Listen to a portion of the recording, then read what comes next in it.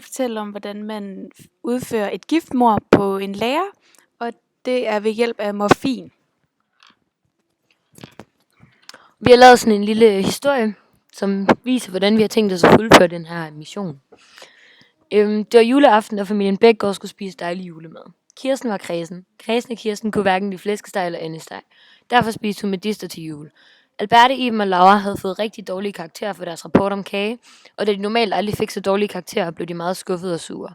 Derfor besluttede de sig for at dræbe kræsende Kirsten. En dag, da Iben var på arbejde i Gøtje, så hun julebestillingen fra familien Bækgaard. Iben vidste, at kræsende Kirsten havde snakket om, at hun skulle have medister til jul, og fandt straks sine morfinpiller frem og puttede 400 mg morfin i medisteren.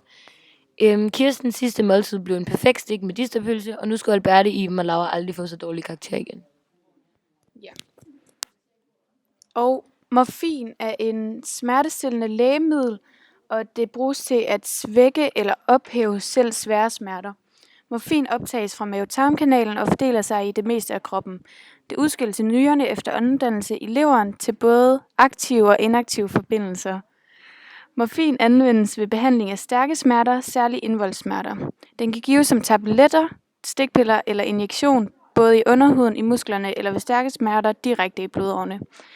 Ved morfinforgiftning ses tiltagende bevidsthedsvækkelse, muskelslaphed, meget små pupiller og udsættende vejrtrækning. Behandling er hurtig indgivelse af modgiften naloxon, der fortrænger morfin fra dens binding i hjernen og derved ophæver dens virkning.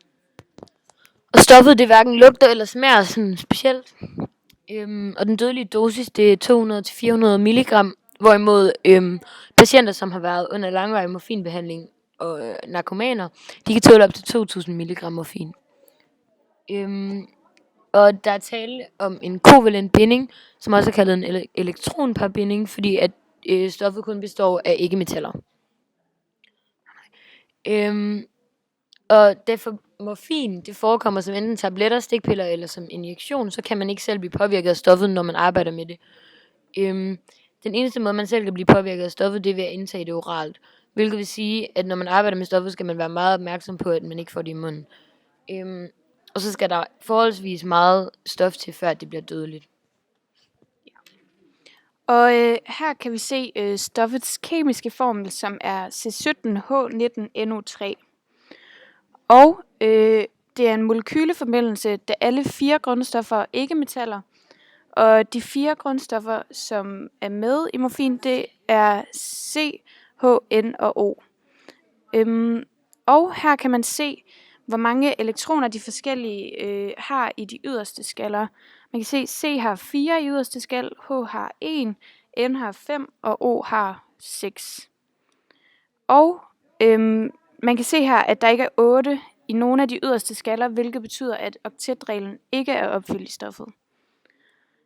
Her ser vi så en prikformel for de forskellige stoffer, hvor der er C heroppe, og H og N og O.